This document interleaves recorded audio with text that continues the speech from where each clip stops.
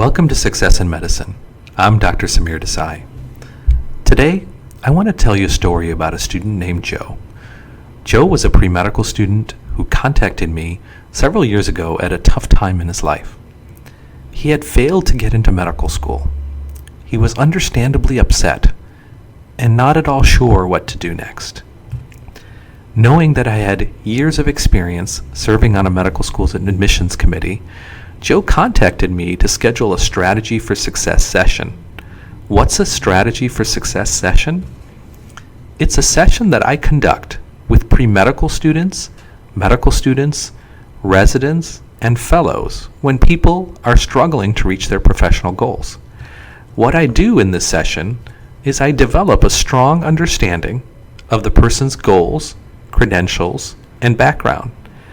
It often, but not always, involves a review of their prior application to medical school, residency, or fellowship.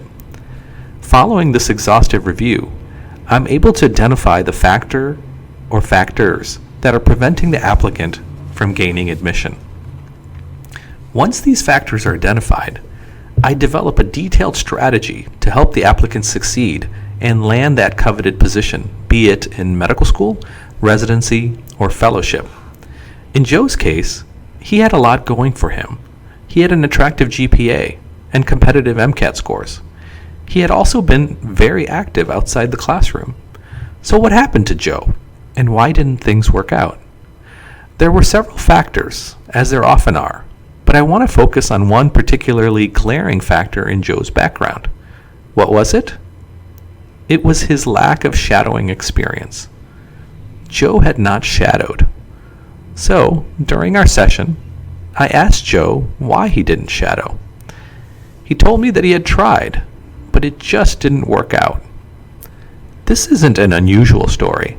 Spend some time on pre-medical discussion forums, and you'll see how often this issue comes up. While some applicants are readily able to identify and participate in shadowing experiences, others struggle to do so. To increase his chances of getting into medical school, I told Joe that we must find shadowing experiences for him, and that doing so would make him a more attractive candidate for the next application cycle. I'd like to share with you what I told Joe. I offered Joe very specific and actionable advice that would get him closer to his professional goals. When looking for a shadowing experience, an excellent place to start is with your own family physician or doctor. That's what I call the path of least resistance. You have an established relationship. Now all you have to do is reach out to him or her. Now what happens if your doctor isn't allowed to have students shadow? Some practices or offices have such policies. If your doctor isn't able to accommodate you, don't hesitate to ask him or her for the names of colleagues who are not bound by such policies. In Joe's case, it wasn't going to be that simple. He lived in a college town, 1,000 miles from where he grew up. During college, he hadn't been sick, and so he had never needed to see a doctor. So clearly, reaching out to his personal physician wasn't going to work. Family members and friends can also help you find shadowing opportunities. Mom and dad can easily ask their physicians about shadowing opportunities, and don't forget about friends. Basically, anyone in your network should be considered one degree of separation from a physician. What about your fellow students? Upperclassmen are a rich source of information and can definitely point you in the right direction. Not to be ignored are students who have graduated from your college and are now in medical school. In Joe's case, mom and dad were 1,000 miles away, so shadowing one of their physicians wouldn't be possible until much later in the year when he had some vacation. And he didn't want to wait. He also happened to attend a very small college. Every year, there were just a few students who went on to medical school. Unfortunately, he didn't know these students. We talked about his pre-medical advisor. Pre-medical advisors who have been in their position for some time will have had other students who have successfully found shadowing opportunities. So talking with your pre-medical advisor is recommended, and some advisors do keep a list of doctors who accept students for shadowing. Shadowing experiences can also be arranged through your college's Premedical Society.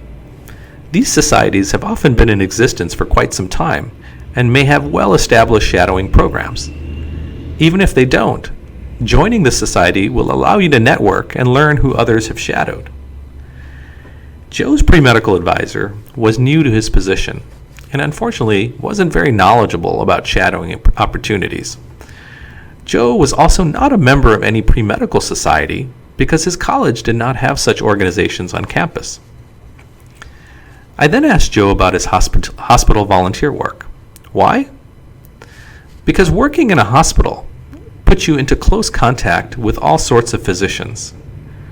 Although that's the case, unfortunately, the nature of most volunteer positions is such that you often won't be directly working with the doctors that you see. The doctors that you encounter will obviously be very busy, so it can be difficult to find the right time to approach them. One useful technique is to utilize other healthcare professionals to reach the doctor. For example, if you're volunteering on a hospital floor working with nurses or nurses' aides, ask the nurse about doctors who would be open to students seeking shadowing opportunities. Once you've identified a doctor, ask the nurse to arrange an introduction. If you can't locate shadowing opportunities through friends, family, fellow students, upperclassmen, pre-medical advisors, pre-medical societies, or your volunteer work, all is not lost, but the next steps require you to take even more initiative. What do you need to do? You need to directly reach out to doctors. Start by making a list of practicing physicians in different specialties in your area. You can easily do this with the power of the internet. Now, some students, after doing this, will send emails out to these local area physicians. If you decide to do this, keep in mind that your email is the first impression you're making on a physician whom you don't know. Two things are important here. Your email must have the right content, and it must look professional. In terms of content, it must be clear who you are, where you're at, what you're seeking, why you're seeking it, and how you've come across their name. Here is an example of a script you can use for your email. Dear Dr. Chen, my name is Joe Robertson, and I am currently a graduate student in the Department of Biochemistry at Jones University. I am very interested in pursuing a career in medicine and would love to explore the profession further. Up to this point, I have volunteered in the emergency room at Mercy Hospital. I am now searching for opportunities to shadow physicians so that I can be more informed about a career in medicine. I came across your name and contact information from your practice's website. If your clinic or office permits students to shadow, I would be delighted to come and observe. I know that you have a very busy practice, so I do greatly appreciate your consideration. You are welcome to contact me by email or phone. Thank you so much. Sincerely, Joe Robertson. After you create your email, you will want to send it to as many doctors as you can. And then, you wait. Patience is important at this point. Will you hear from every doctor? No. Don't take it personally if you don't hear back. When you email doctors, here's something that I don't want you to do. I don't want you to send an email to just a few doctors. Why? Many students will send an email to a few doctors and then give up when they don't hear back. Trust me on this. If you send a lot of emails, you'll get some bites. Doctors, of course, are busy people. Some are better than others at responding to shadowing requests in a timely fashion. So send your emails far and wide in your local area. I have found that this email approach works well when done in mass. You do have an alternative to sending emails. What can you do instead? You can call the doctor's office or even show up in person. Now, it takes a greater degree of assertiveness and initiative to do this, and that does frighten away many students from using this approach. But this approach, if done well, can be very effective. It does offer you one major advantage. You'll get an answer, sometimes right away. Whereas with an email, it can take days to weeks to get an answer. So what exactly do you do if you decide to visit doctors in person? Well, first, you need to look the part. Don't think about walking into a doctor's office looking for a shadowing experience without having a professional look. So do dress for success. Once you have the dress down, take the email script that I gave you and turn it into a professional printed letter. Take it with you to doctor's offices. When you walk in, don't expect to meet the doctor. Instead, you'll likely meet the receptionist or whoever it is that checks in patients. Now that person may or may not know whether the doctor accepts students for shadowing. So the best approach is to introduce yourself as a student who is interested in going to medical school. Then tell them that you would love to observe the doctor. Then ask if it would be possible to meet the clinic manager. The clinic manager will be in the know and can tell you if the doctor has had students in the past as observers and whether he or she can accept new students for shadowing now. Don't expect a decision right then and there, because the manager has to speak with the doctor. Before you leave, don't forget to leave your professionally printed letter with the clinic manager. And remember to ask for the clinic manager's contact information so that you can follow up with him. Now what will happen is this. The clinic manager will communicate your interest to the doctor.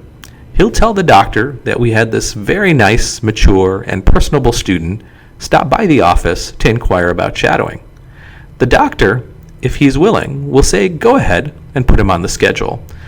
The clinic manager will then follow up with you to schedule a time for shadowing. So there you have it, a detailed approach to land you that shadowing experience you seek. Did it work for Joe? It sure did. He decided to visit doctors' offices in person. He visited 10 doctors' offices and secured shadowing experiences with 3 of them. He reapplied to medical school and got in. Today, he is well on his way to becoming a doctor. In a future episode, I will focus on what to do after you've secured a shadowing experience. How do you make the most of this opportunity, and how do you avoid mistakes? Until next time, I'm Dr. Samir Desai.